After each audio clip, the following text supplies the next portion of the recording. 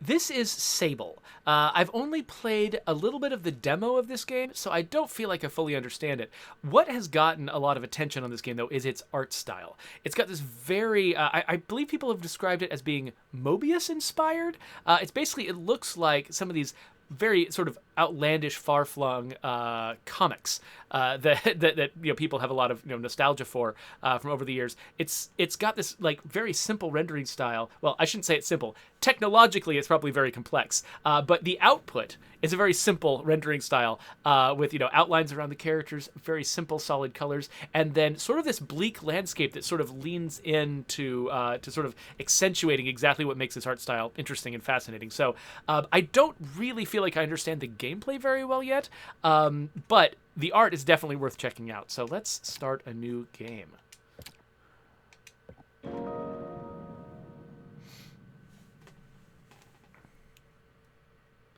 I've got my audio levels set for State of Decay 2, so hopefully this will sound all right. Let me know if there's any problems.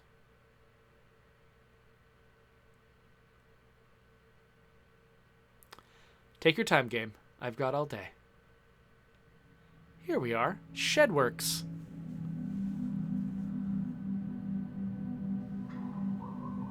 So you see what I'm talking about, right?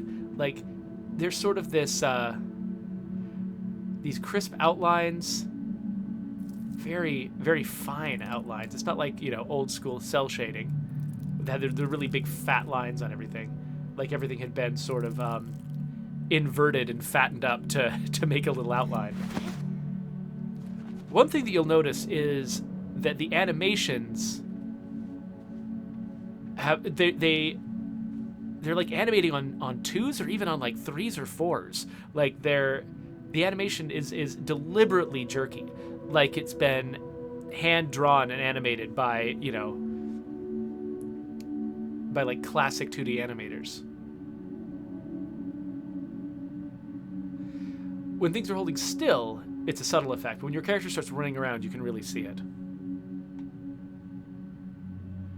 The game also has this sense of like quiet grandeur. Just makes everything feel big. So one thing I'm definitely gonna need to do is invert my camera.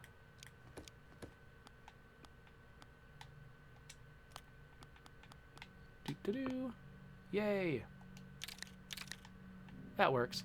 So yeah, so because the game's art is fairly simple and straightforward, it's not really taxing the performance of the device I'm playing on, and so that means that the camera movement is very, very slick. Like it's high frame rate. I don't know how well it's coming through on the stream, so you might not be able to see it, but like the camera movement is very smooth, but the character movement is it's dropping frames, and that can be kind of disconcerting. Like, it feels like something about the world is broken if parts of it are moving smoothly and parts of it aren't. So that can be a little bit weird. I mean, it's definitely a conscious stylistic choice. And so on one hand, like, part of me is just like, oh, well, yeah, whatever these folks want to do, I'm just here to sort of enjoy the ride, get on board with their weird art style, and enjoy it. But, they do have to be aware that, at least for some audience members, this is probably going to be like disconcerting. Okay, so I can jump. Yay! Oh, good, and I don't die. So wait, I can climb walls. I'm trying to remember, can I climb walls that don't have vines on them? Yes, I can. Okay, so this is like Breath of the Wild. I think I've even got a little stamina meter, a little grip meter on there, telling me how far I can go. I appear to be trapped. Looks like is this a ladder? Ranouth Court asks, where is your stamina shown? You see the little diamond that appears next to me? I'm pretty sure that's my climbing stamina.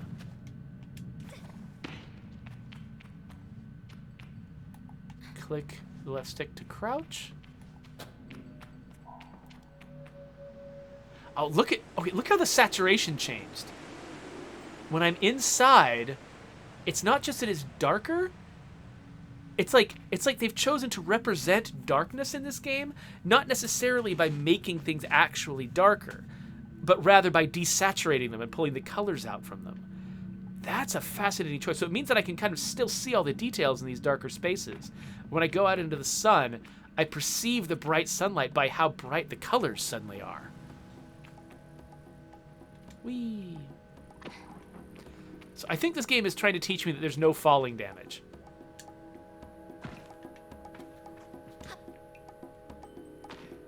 Hold down B to sprint. And you see my stamina again decreasing. Dragon Puncher wants to know my PC specs. Well, I'm playing this on an Xbox, so my PC specs are going to be irrelevant to this game.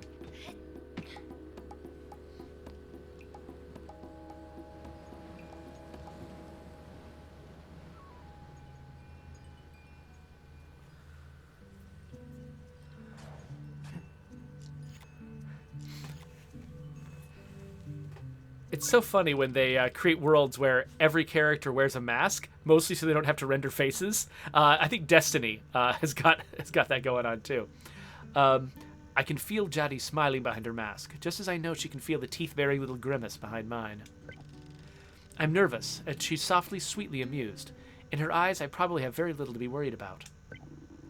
You know you have nothing to be worried about, don't you, Sable?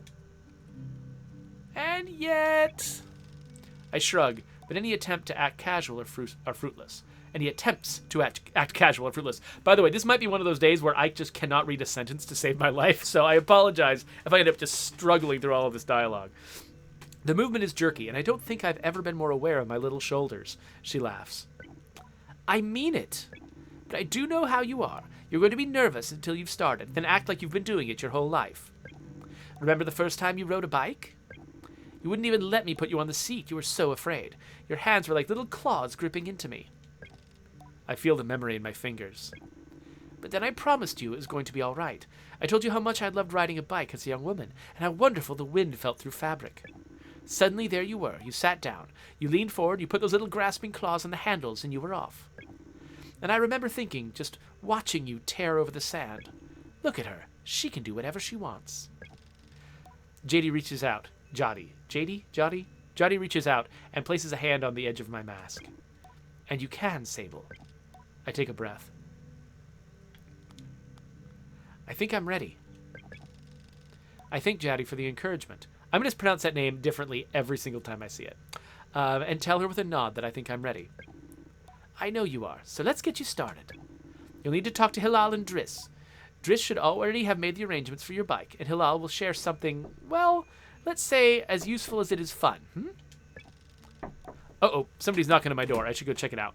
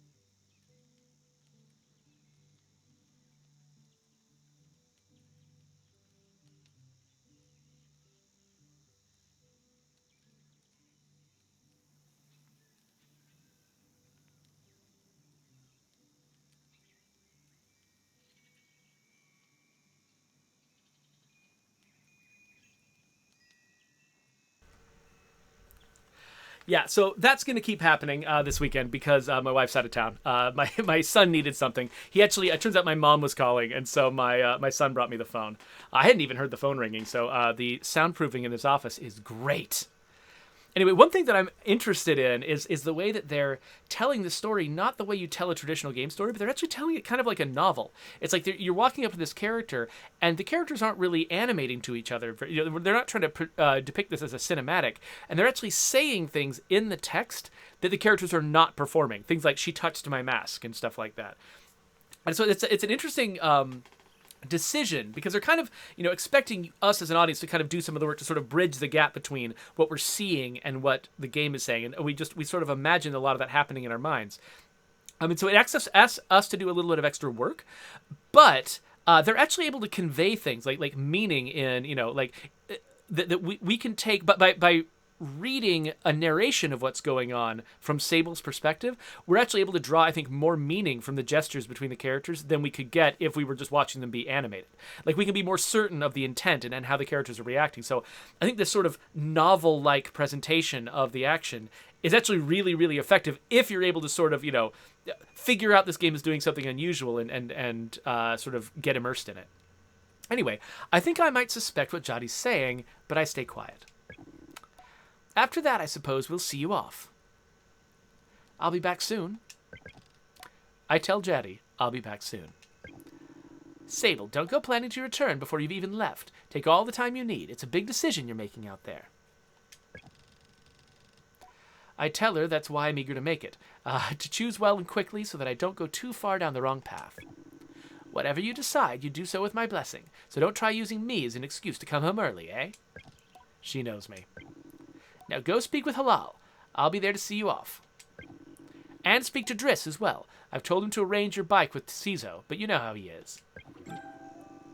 I have something to give you, a compass to help you on your journey. It's the same one I used on my gliding. Gilding? Hope you weren't gilded. Gliding. An artifact, you might say. I take the device in my palm.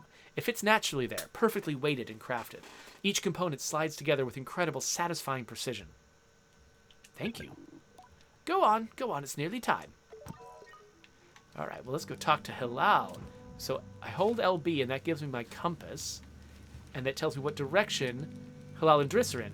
Okay, yeah, so that's instead of having a mini-map up all the time, which is probably a good choice. This game really wants to immerse you in the way the world looks.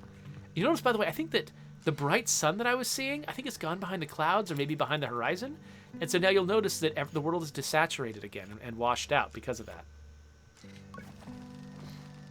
As I approach Hilal, they give an enthusiastic wave. I've always appreciated Hilal's verve and vigor, and on a day like this, I'm ready to match it, with a touch of nerves for balance. Sable, take this! Hilal hands me a small round stone. As it nests into my palm, I feel a warmth not borrowed from Hilal's hands, but emanating from within.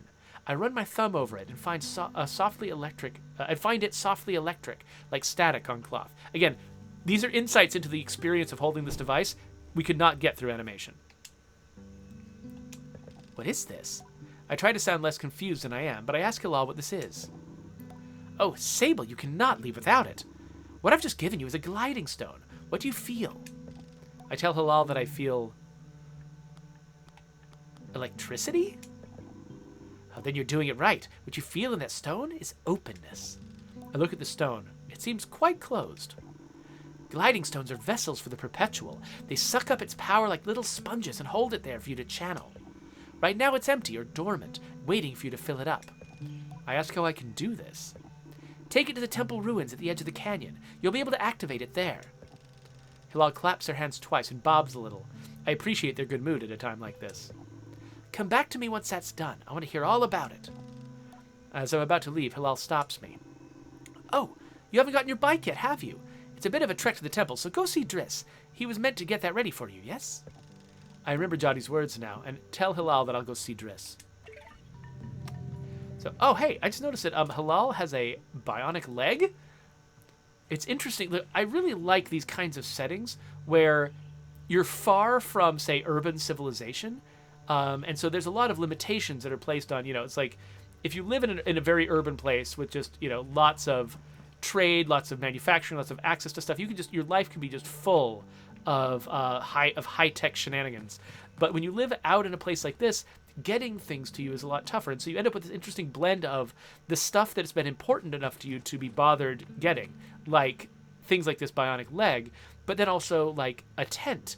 And, it's like a lot of the stuff you have out here, it's not stuff that you would necessarily buy in a city. It's stuff that is easy to maintain, stuff that you don't need a lot of outside help, a lot of connectedness to other people in order to own and maintain. And so, yeah, I sort of like that sort of contrast between having a lot of like high tech or magical stuff, but also a lot of simpler stuff. I kind of like say Firefly is an example of that too, where they've got sort of this Wild West thing going on, where you can go to the urban places that are just full of like neon and bright shiny stuff and lots of technology, but out there on the frontier, you can't always rely on buying replacements for things, or being able to repair things, finding the expertise to fix something. So you end up with a lot of stuff that is low tech alongside the incredible high tech stuff. Though I've told myself not to be too eager, it's all I can do not to race up to Drizz. Drizz is the camp manager. He's been difficult to get a hold of lately, but now I strongly suspect that he's been working on my bike in secret. Perhaps it's extra beautiful or has some custom feature. What will its name be, I wonder? How fast will it go? Will my legs feel sore, or will I get used to it? One thing I like is this idea of the gliding, this coming of age thing I'm about to do. They're not telling me what it is, but I keep getting hints about what it is by what my character's thinking and talking about. That's kind of how you do it, right? It's very easy to just sort of step out of the perspective of a character and be like, today was my gliding. That meant this. I just sort of explain it to the audience. But it's kind of more fun to sort of discover it through the character's perspective, just picking up the pieces that she thinks of as she's, going through it. Drizz turns with a bit of a start. Sable, hello! Hello, how are you today? I asked Drizz how he is. I'm well. I let it hang there a moment. But I can't do it. I'm too keen, and the words spill out. I asked Drizz if he might sort of, possibly, maybe have a bike for me. Your bike! He yells it like it's an idea he just had. Your bike! Yes, of course! Right, your bike, yes. That's what I meant to, that I prepared for you.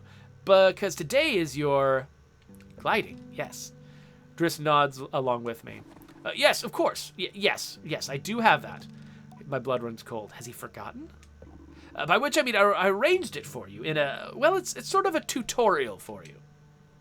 A tutorial? Yes, exactly. A learning experience. You see, Sable, before one can own their own bike, they must prove that they can ride a bike by taking a test ride on a different bike. I think about it, and I find I've never heard of that part of the gliding, but Drizz does seem earnest, sort of. So instead of worrying about your bike, I'd like you to try this bike as a test. Drizz gestures to the sandcutter at his side. It's quite old and a little shabby. A tester if I've ever seen one. I'll give it a go. Oh, what's the bike's name? Drizz seems scandalized. That's a bit personal, don't you think? Just sandcutter will do for now. Youngsters these days always asking questions. Now, ride the bike through the ring and back. And here's some advice for you, my young glider. Don't fall off. So when you're not riding it, your hover bike will appear as a blue icon on your compass. There it is.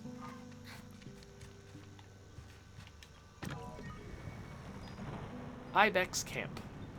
Okay, so images of your character riding this bike and just spewing, like, dust out the back. This is a lot of what people saw that really made them want to play this game, because it feels like just sort of chill, relaxing fun to be riding this thing around the desert, and just the way that the smoke looks. It's hard to take something that is as fluffy and organic as smoke and make it work in a sort of very clean-cut aesthetic like this. And so I'm pretty impressed with what they pulled off here. And I think, like, just even if you don't really know the work that's involved in making something like this work, it's still sort of, I don't know, it sort of tickles the back of your brain with this sort of like uncanny feeling of this is unusual. It's unusual for something to look this way. And I think it makes people excited about playing this game. Okay, so I went through the ring. Should I just come back and talk to Halal? Not Halal. Who's this guy again? Drizz. I returned to Drizz, who somehow manages to seem caught off guard, despite knowing I was coming. Sable, congratulations! How was your first pre-glide ride? Any strange rattles? Unexplained hissing? Small fires? What do you mean, fires? Surely you'd notice if you were on fire, even a little bit. Yes, absolutely. Was that a possibility? Well, obviously it didn't happen, so I think we're fine. Drizz, is this bike dangerous? Well, he doesn't finish. Have you already been by Halal? Am I not getting a bike? Well, you're getting the use of this sand cutter. That's something, eh? You can borrow it to run your little errands. My little errands? And Hilal's got something to show you, too. Help you out with more of that mobility you're after. With my confidence in this exercise only lightly tarnished, I thank Drizz very much for his help and his bike, and I depart for Hilal. Except, I already did Hilal. I think they might not have detected that I had already talked to Hilal. So... now what? Do I go back to Hilal? What's the good way to get up there, anyway? I just jumped down. That's one of the dangers of jumping down from a high place in a game with no fall damage, is that, yeah, sure, you can get there, but do you know how to get back? Not always. Okay, we'll just pretend that didn't happen. What's going on with my bike? Okay, so I don't think I need to talk to Hilal, but there is another person here. Who's this guy? Umar is a man of few words, and he's nothing if not consistent. Sweet. What's this? I've got a bucket. Got a bucket. I've got a bucket. I got a bucket. Why do I have a bucket? What's the bucket for?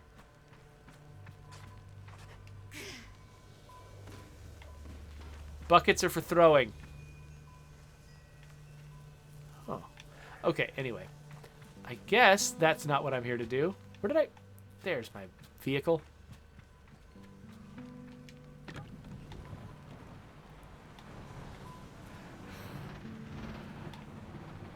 Jedi Cytrix asks, is there a hole in the bucket? I think she might have confused me for someone named Liza. I'm not sure. Okay, so I'm going to see if I can try to get back up. Here we are. Can I ride my bike into the camp? Not well. You know what? Forget the bike.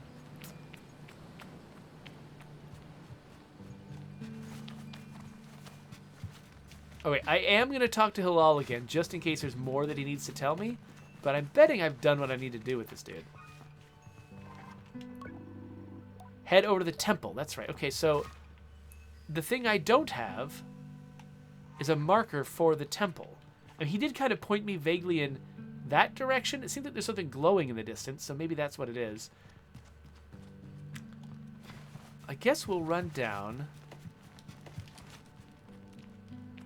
grab the bike, which I believe I left here. Yes. I guess we'll head in that direction. Yeah, so I don't really have another marker on my compass. So maybe this is not one of those games where they hold your hand and tell you where to go all the time. Maybe I kind of need to figure it out on my own. I guess the ring was like that, right? He pointed me at the ring, but it's not like there's a marker that appeared on it. I kind of needed to find it myself. So this game might be old school in a couple of ways like that. It's telling you what you need to do without necessarily walking you through the whole thing. There's some kind of big door over here. I'm assuming this is something that's impassable at this point. Yep, I'm pretty sure it's impassable. Okay, we won't go that way then.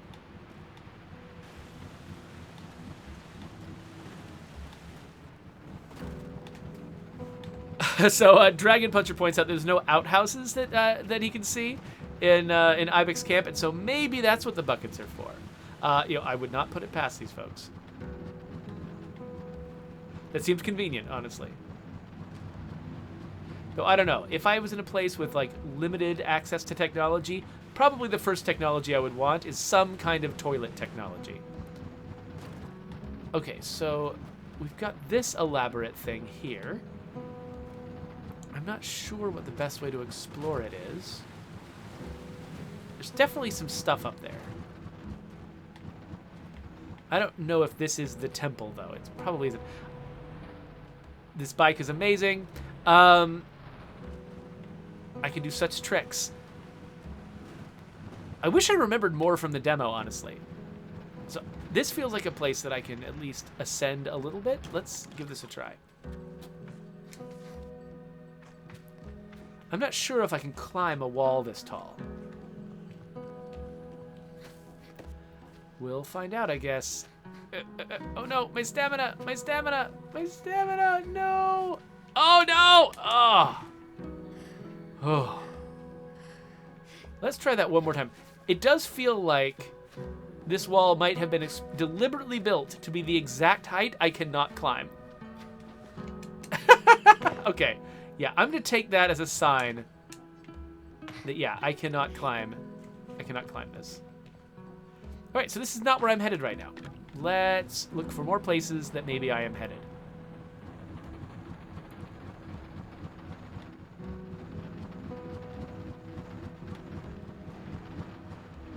There's some kind of, what's that, an upside down boat over there? Yeah, so they're teasing that I'm going to get increased mobility at some point. Hopefully that means I can explore some of these places I haven't been able to explore yet. Can I get up this with my bike? Oh, it's a magical bike, but I can't get that far. I feel like wherever I'm going, it's got to be bike accessible, or they wouldn't have given me a bike. So let's look around this side. I think maybe there was like... My vague memory of this map tells me that there might have been... Yes, that there might have been a slope up here that leads somewhere. I don't remember if it's the temple... Wait, that looks like a temple up there. Yeah, okay, this is starting to spark my memory of the demo.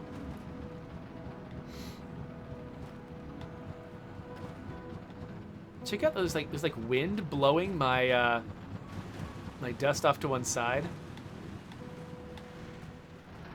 Okay, I think I might have to climb up without my vehicle.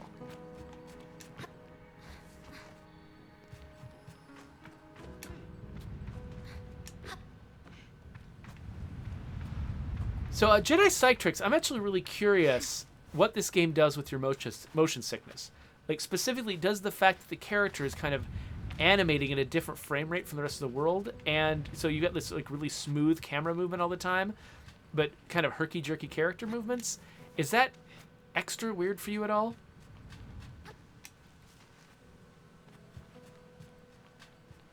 Oh, who's this guy? Hello? What are you?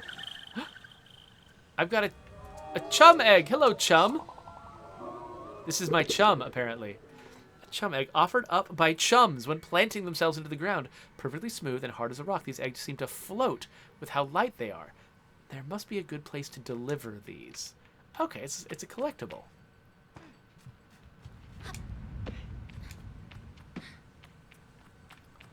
Wait, is this the same temple I was at before? No. The door looks... Oh, hey. What is that? The door looks familiar. But, oh, I should actually... That's a really nice shot right there. That's pretty. Anyway. The door looks familiar. But I think it's just the same kind of door that I got through before. What? Oh, no! Yes, no fall damage. Man, it'd be fun to live in a world with no fall damage, like a real world with no fall damage. The crazy stuff you could do.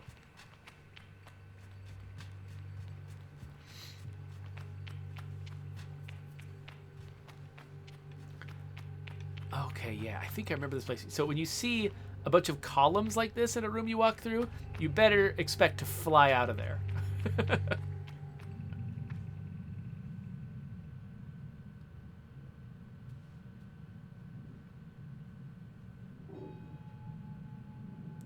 So Jedi Psych Trick says that actually the smoothness of the camera is helping, that this is not going to trigger motion sickness with her as much as games where the camera is trying to aggressively move around and you know, maybe make things look more cinematic or be more responsive to local situations. So the stone thrums like it's the beat of a heart as I approach the altar. I'm exhilarated. By the way, I like that it presented my choices not as like each one needed to stand alone, but like those three choices I had were like me interrogating myself, in sort of as a single thought, trying to figure out what it is that I was feeling. I'm ready for Rohana to know me. I'm ready to know myself. I feel her curiosity in this sacred place. I know I'm in her sight.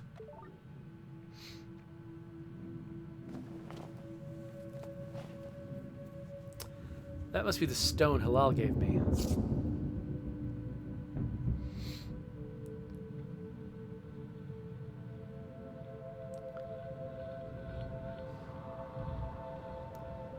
Ooh. Neon tentacles.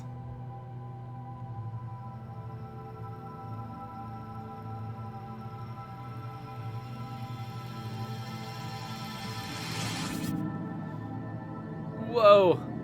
Things are happening. As I'm getting older, my body is changing. Sable is basically a puberty metaphor.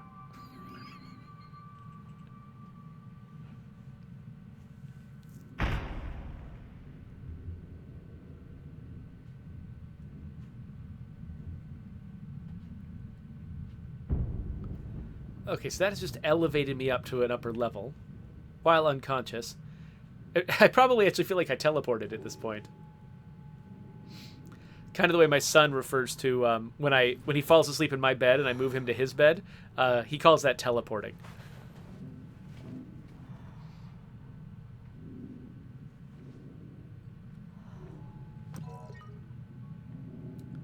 Nice. So I've got a gliding stone. So press and hold A to glide in midair. There we go.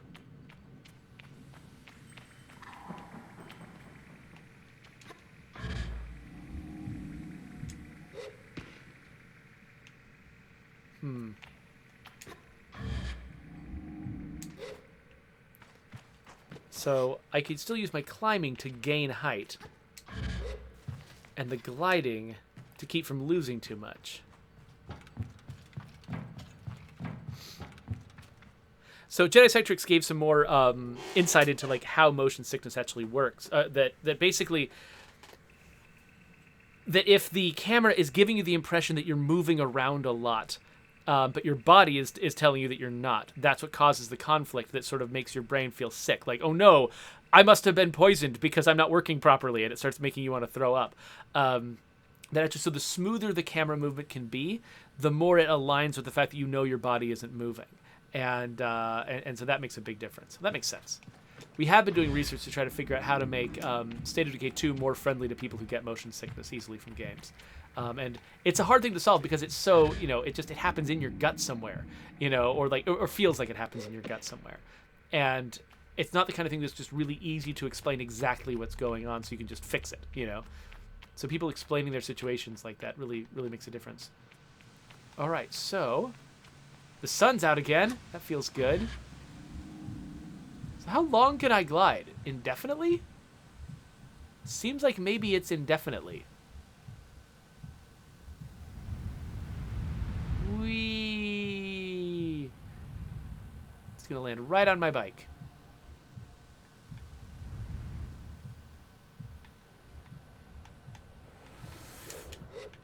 Oh, I didn't quite land it. Okay, there we go. I think you can only get on your bike when you're standing on the ground. All right, so again, like, I don't think... Okay, they did actually give me a mission marker this time. The point wasn't for me to explore and find something, it's to get back to a familiar place, so they make that a little easier. So I had to search for the temple, but I don't have to search for Halal.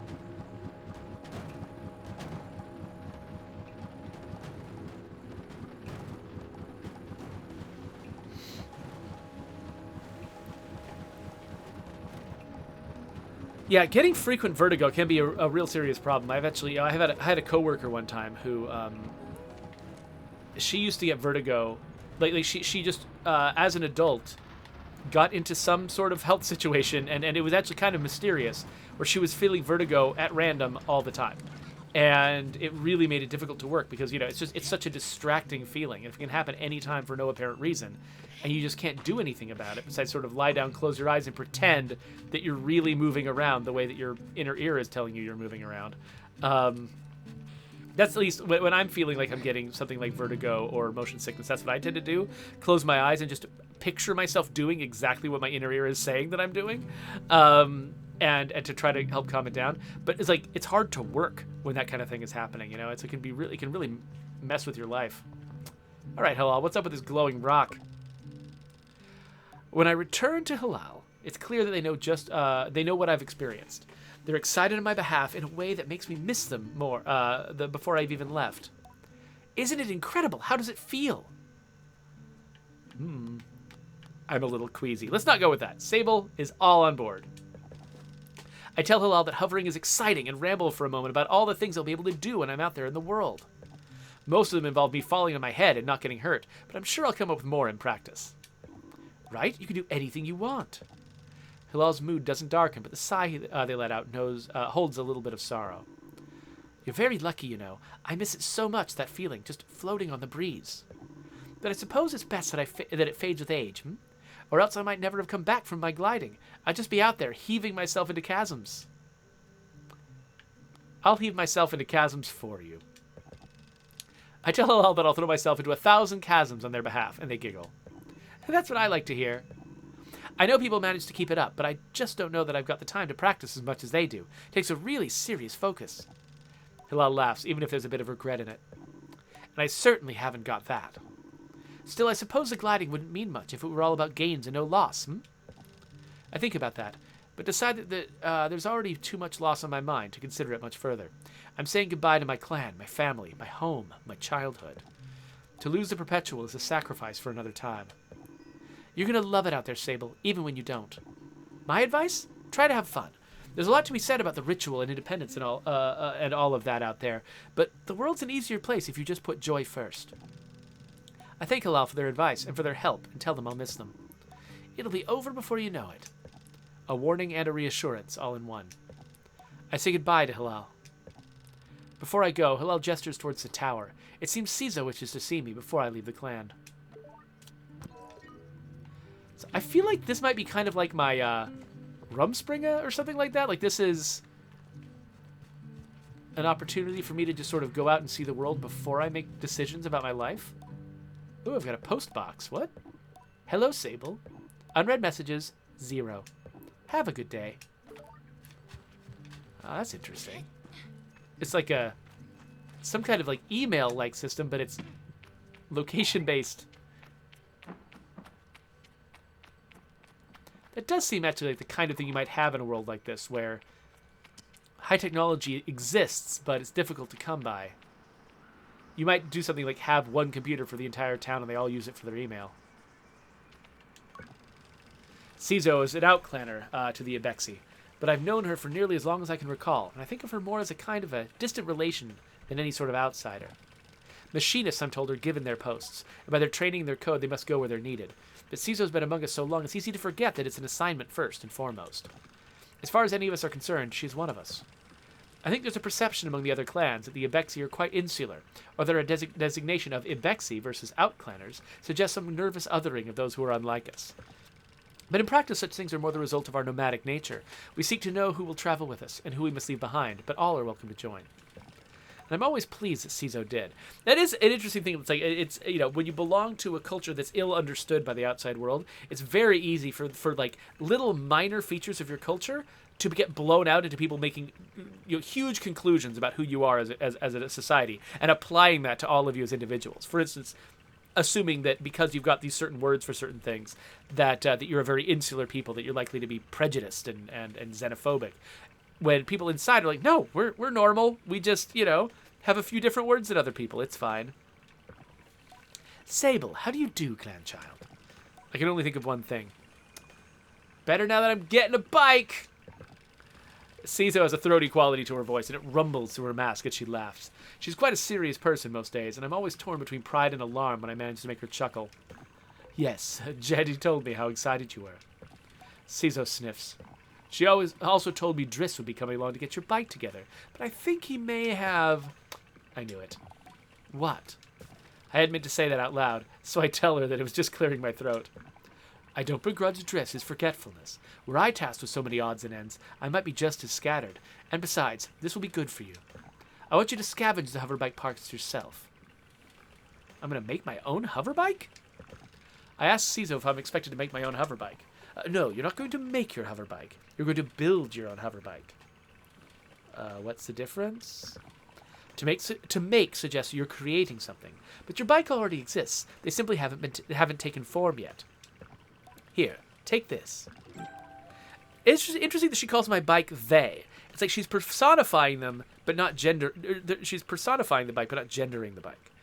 Now, Ceso hands me something. This is a navigator. You can use it to mark waypoints in your compass. It should be useful in finding old parts. I asked Ceso where I might start looking. Our bikes are reborn in the ruined ships, in fragments spread apart. A good start would be that ship down there near the camp. You'll find another up on that great rock, near the other side of the canyon. And another behind the old dam on the hill. Use your navigator to mark that down if you need. You'll need to gather a control panel, a power supply, and a calibrator. I'll be back before you know it. I tell Ceso I'll see her soon and head off in search of the components.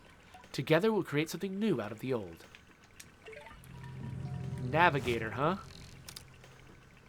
Press RB to use the navigator to mark interesting landmarks to appear on your compass. You can also add and remove markers from the map screen. Wait, okay, so I'm looking far away. And okay, so I'm moving this. It's hard to explain what I'm doing. I've got control over this blue diamond that apparently exists in world space. And it's wow. Interesting. So I'm going to place a marker on this ship. Right there. Okay, I've placed a marker on the ship. Interesting. So this is kind of like... Okay, it's hard to see past this. It's kind of like scouting in State of Decay. Except... a lot more manual control. Like, it really is depending on me seeing things in the distance and deciding what I'm interested in. Certainly it's difficult to do it through smoke. Actually, wait, that's not the dam. That's the... How do I unplace a marker? I didn't want that marker there. Because I think that might not be the dam. That's like a temple or something. That's the dam over there. That's what I wanted to put a marker on. So let's do that. And she said there's another one on top of a rock far away. I'm not sure I can see that one from here. Okay, so I've got these markers now, but what if I want one to go away? What if I placed one in error? What do I do with that? I don't see a way to remove a marker. Huh, where's my vehicle? Down that way?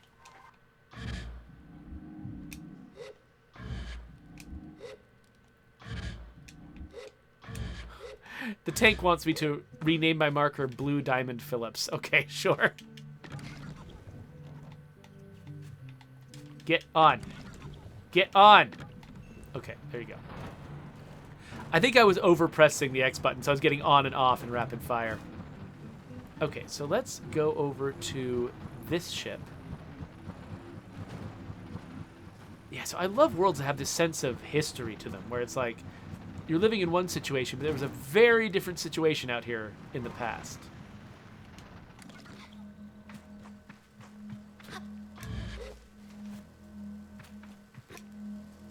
Alright, what's this? Okay. Hello, ship. There's nothing of use to be found in the ship, but I notice a blinking light flashing on the dashboard of the cockpit. Push the button! A voice crackles from the machinery in front of me. It sounds like a recording. It's barely audible. Stop messing about with those buttons, you absolute idiot. Sorry, Ramin. Or maybe it's Ramin. Anyway, concentrate. I don't think I have to remind you how much work this was to get this far. We're almost there. Alright, let's see if what that old machinist told us holds up. If not, there'll be hell to pay. I hear the sound of mechanical adjustments being made. 3 clicks. Buttons being pressed, perhaps. Okay, when I push this orange thing, pull that lever. Hard. Yes, Ramin. The sound of a click and a loud grunt before a snapping sound. Oh, on Rahana's mask, not that hard. You've torn it out. Suddenly the speakers are filled with static and a low rumble that gradually increases in pitch. Then the sounds of someone cheering. It worked! We're flying! More cheering. Is that the sound of someone dancing? Okay, let's focus. This thing is moving fast. We need to slow it down a bit. How do we do that, Ramin? Let me check the machinist's notes. A long pause. The rumbling static sound that started playing when the ship took off is still increasing in pitch. Ramin? That lever, Toma, the one you just ripped out. We're going too fast. We're going to crash. We need to try to... The recording cuts out there. Ugh, it's kind of sad. Okay, so there's a ripped out lever. Is that actually giving me, like, actionable information, or...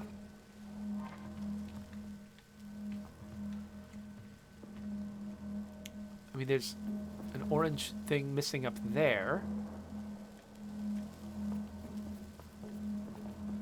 Some orange... Everything's orange! Everything here is orange. The thing I'm not seeing is anything I can interact with.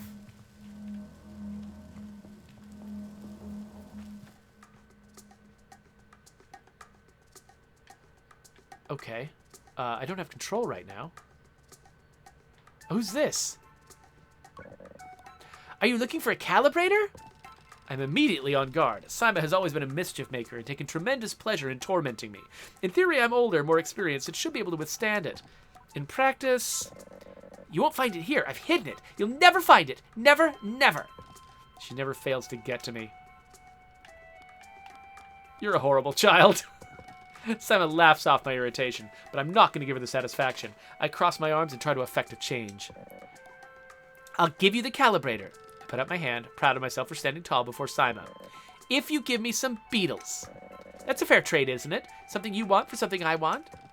I try to decide if it's more mature to push her over and steal the calibrator or to acquiesce.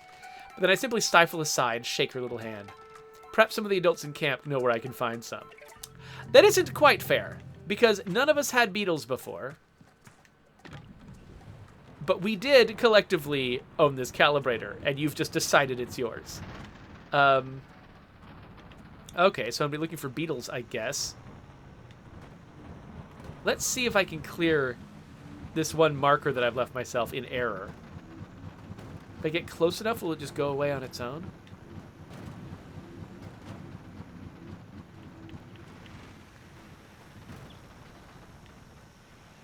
Oh yeah, you know stuff? I ran into the exact same bug with the Memento mission in Trouble Valley in State of Decay 2. I have logged a bug with it. It's complicated though. I think there's some kind of serious problem with the mission system that leads to it causing some missions to behave that way. Basically, what it does is it takes a character and fails to successfully cast that character, but it still casts a mission. But anytime you're supposed to interact with that character for an objective, it just acts like you've completed the objective. It's really, really strange. But we did actually get, from, me playing that mission, we were able to find... actually, it was partly me playing the mission, calling attention to it, and I think somebody else figured out... I forgot who it was now. Somebody else figured out that you could... you can make it happen at will by quitting the game partway through the mission and then coming back, that was the cause. And so a programmer is going to look into it now and try to solve that bug. So sorry about that. We didn't... It's got like such kind of a weird reproduction process that we didn't catch it. So unfortunately, I've placed a marker over here. And it doesn't give me a way... It doesn't give me a way to clear it. If I place a marker in a place I can't physically reach, it's just there forever, I guess? I wonder if there's anything in the controls? No. I don't know what to do to make a marker go away that I didn't intend to place where it is. No, stuff, the character name is irrelevant. Who the character, even though they have different names all the time, I think that's not a component of the bug.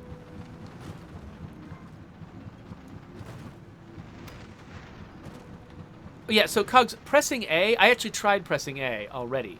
I'll show you. So what pressing A does, I believe, is just place another marker. So if I try to place this marker exactly where it is, I've now just placed a second marker and a third marker. That's all that pressing A does. So now I've got an even worse problem. Luckily, it's localized.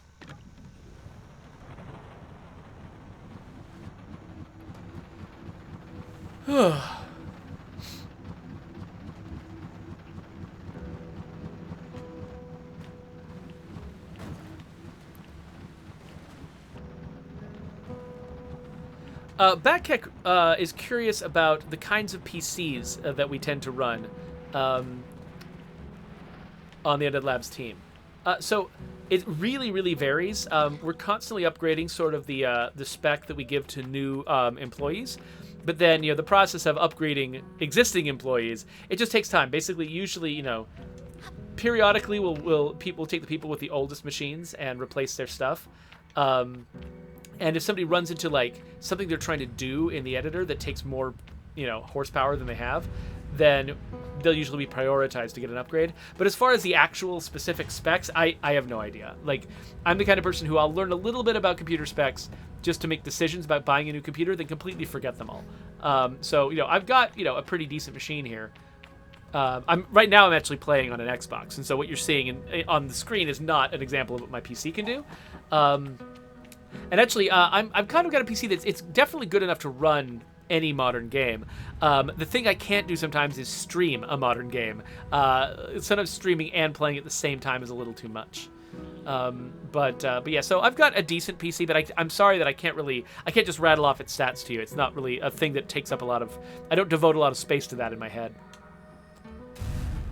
Okay, so I've pulled a lever and opened a big thing. Cool. I hope that was a good thing that I just did. So the question is, can I float over there from here? Maybe I need to be a little bit higher up before I try to float over there. Okay, I can't get up that. Maybe I can get up this.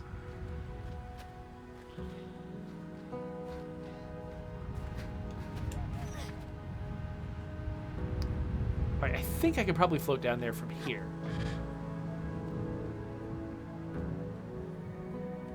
There we go. Something going on this side now.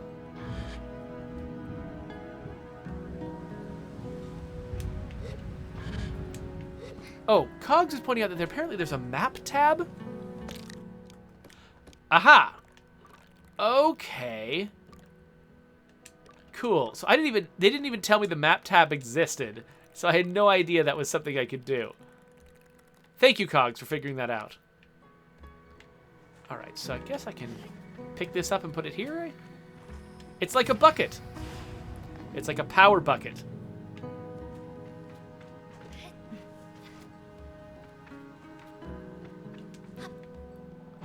But yeah, there was a period of time when I was early on the development of State of Decay 2. I was still using a machine that was designed for, for developing State of Decay 1.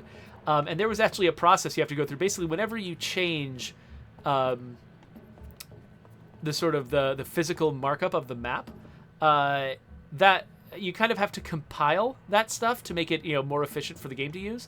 And the process of what we call it updating tags. When you trigger updating tags, it would basically it just usually right now when I do it with my sort of modern machine, it just takes some time. I'll just sit there and watch a bar fill up and it's fine. But it would bring my machine to its knees when I was working early on State of Decay 2. So they had to like upgrade me because I was implementing missions that involved a lot of like placing volumes and stuff around the world. They had to upgrade my machine to be one of the fancier machines on the team so that I could update tags, it just seems like such a simple thing, but it would just annihilate my computer.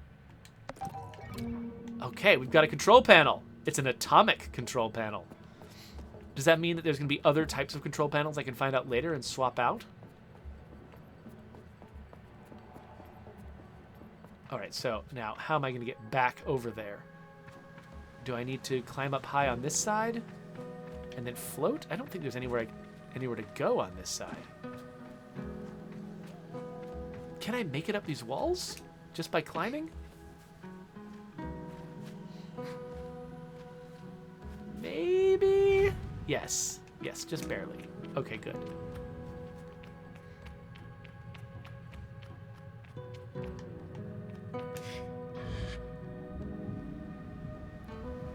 Pretty sure I left my vehicle out here.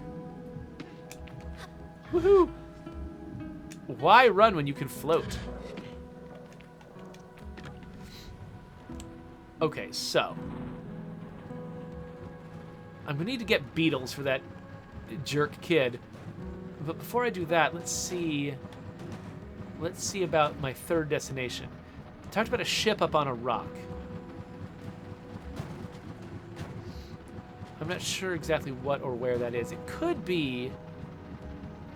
Oh, is that it up there in the distance? On top of that red glow, which I now know is insufficient power being devoted to something? I think so. Okay, so this was a thing I couldn't climb before. I'm wondering... I didn't really learn the ability to climb anything that's taller, but maybe there's something about my floating ability that I can use. Or maybe I just didn't try hard enough. Maybe you really can climb this wall, and I only tried twice, and eventually I would have succeeded. But maybe there's like a different way to get up. Let's try climbing the wall 1 or 2 more times, and see if that's all it is. And it's just I just didn't try hard enough last time. Cogs points out apparently the map also allows fast travel. Oh, that's interesting. Does it involve losing my my bike? Okay, that time I made it. Whatever.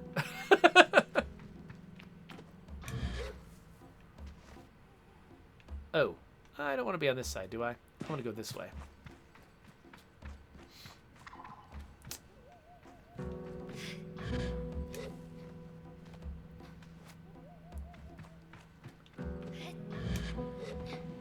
Sometimes, when everything's so washed out, sometimes it's hard to tell the difference between a gap and just a drop. Because they kind of are, you know, this art style kind of minimizes the visual cues that you can use to figure out what is where.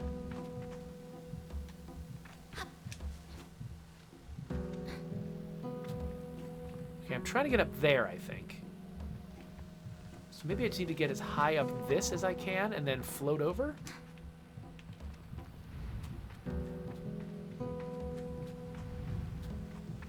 Yeah, Cogs points out it would be funny if I fast traveled back home. That's from someplace that had my bike and then had to run all the way to where I had left my bike. So yeah, so I hope that's not what they do. Hopefully when you fast travel, what they presume is that you gathered your bike before venturing forth. Birdies! All right. Whee.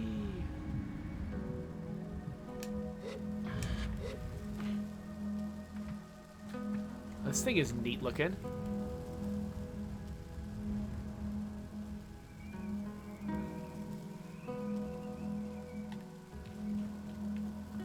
Alright, so it needs to be powered from somewhere down below, it looks like.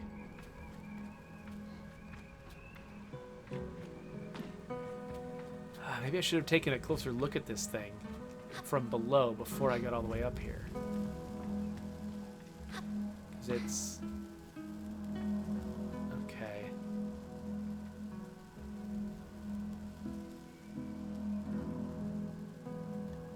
I feel like maybe I need to drop down here. I don't see anything I can interact with up here.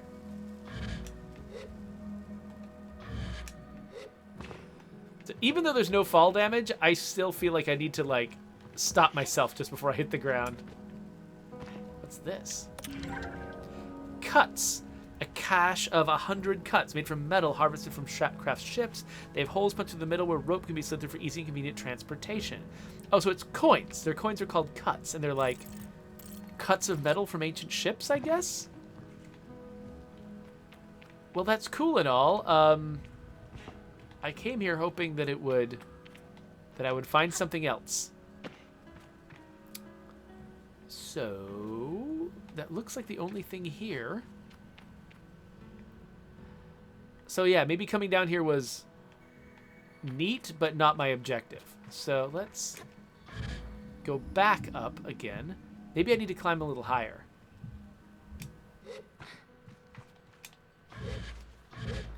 Get up. So yeah, so those red lines, I just assumed that they were there for me to follow, but I think they might have just been there to like help me find that secret, but they were not actually there to help me find my true objective.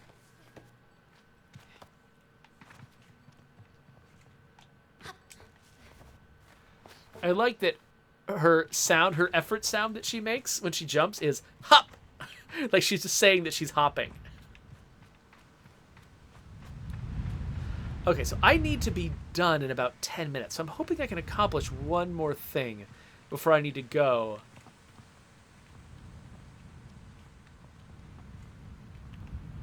I'd like to... So I'm assuming this is the ship on a rock that they were talking about. It's entirely possible that it is not. That actually they were sending me to a different place. I think this is the route to the temple over here.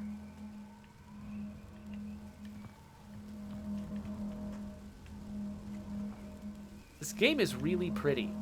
I just thought I'd point that out. Like, I want to get a really nice shot of, like, Sable up against some of this, like, architectural landscape here. I don't know if I've got a really good angle on it, though. It's just a little taller than her.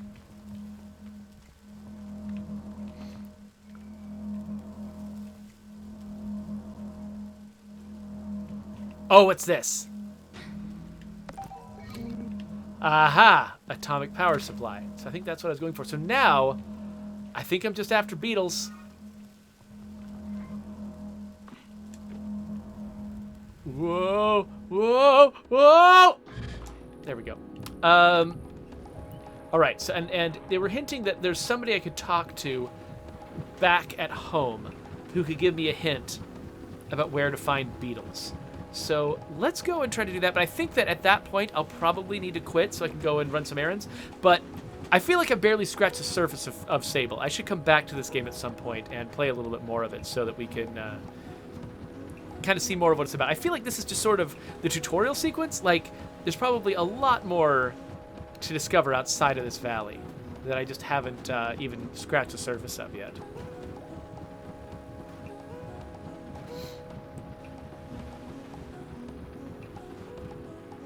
This music is just fascinating. Reminds me a little bit of the sort of madness theme from Akira, only a peaceful, not disturbing version of it. So I wonder if Jody knows anything.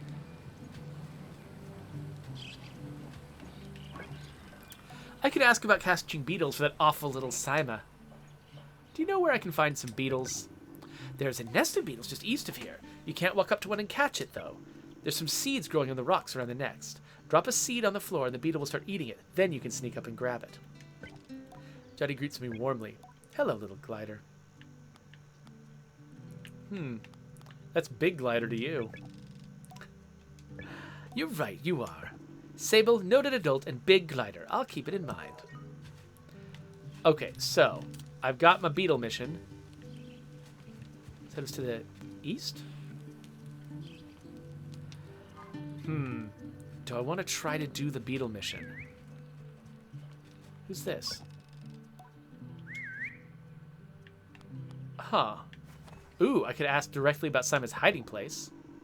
The cave under the camp. Is something on your mind? Zeki's voice is weakly incredulous. I don't know how she's done it. That's Ilaria over there. I follow her gaze to a little speck in the distance, which I now understand is her daughter, Ilaria. Does she need help? Zeki shakes her head. No, she's fine. I'll get her. I'm just... She shrugs. Parenting. I suppose I'll know more about that when I'm older. I don't see the kid that she's... Oh, wait. You can go up here. Okay, here's something I love. I've got this assignment, this thing that I'm urgently supposed to do, except... Well, not urgently. I mean, this game, you know, it's not implying that some bad consequence will come from me not getting the beetles fast enough. But, like, I've got an official task, but I'm actually kind of more interested in what's going on over here, which has nothing to do with my official task. The balloon was more fun than the person in it. Hello. Wait, balloon? Oh, this balloon. Is this the balloon that I saw in the sky earlier? Is it docked now? Or, I don't know. This guy's mask is nuts. I approach the cartographer. Ah, greetings, child. I saw you looking longingly at my great balloon. Quite a piece of work, isn't she? She really is. I nod enthusiastically. It really is an impressive vessel. However nervous I get imagining being up there all alone. I wonder if anyone's ever fallen off one. Better not to ask right now.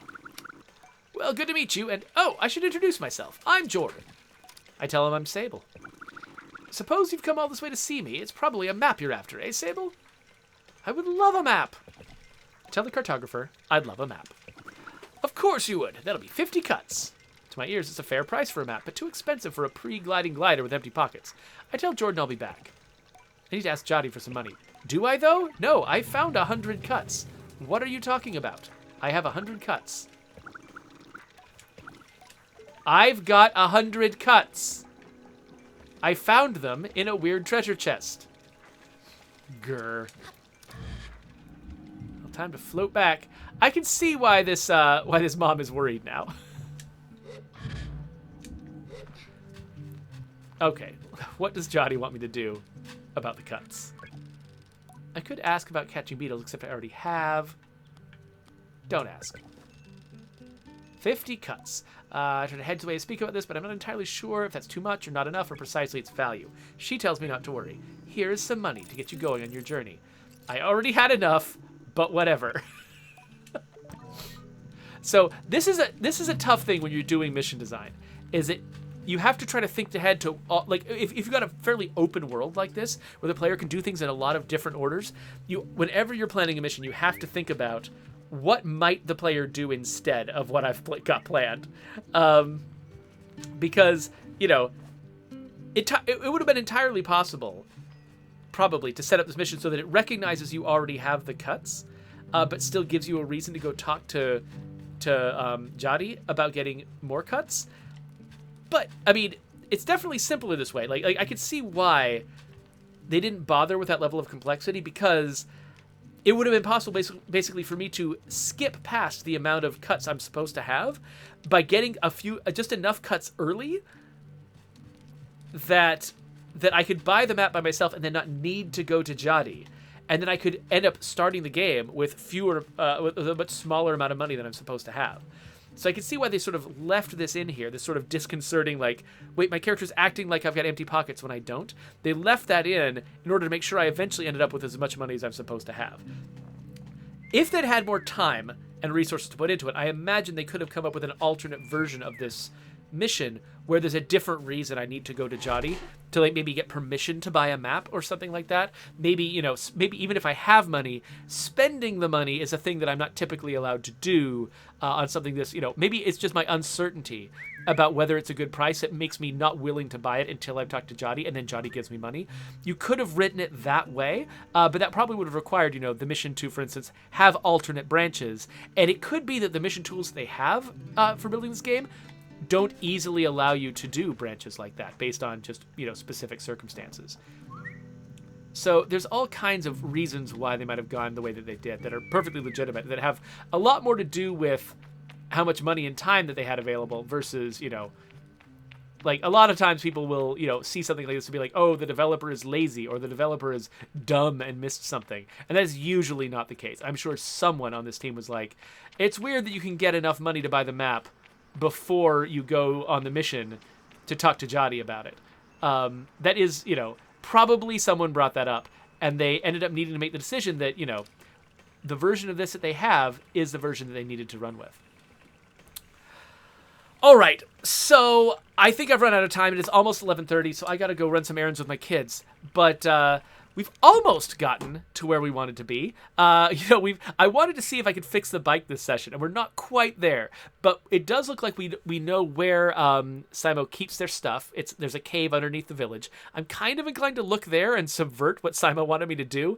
But they've also given me some instructions for finding beetles. So I'm really queued up to being ready to complete this final step and actually maybe start going on my official sort of coming-of-age journey. So maybe we'll save that for a future session. So yeah, hopefully we'll get to that, because I really would like to get all the way into sort of the body of the game and really see what Sable is about. In the meantime, though, if you want to subscribe to my channel, you can do that. There's a button right there. When I do play this game again, I'll stick a link there so you can keep following it. Maybe it'll be later today. Maybe it'll be tomorrow. I'm really not sure how my schedule is going to line up, but I'll see you then.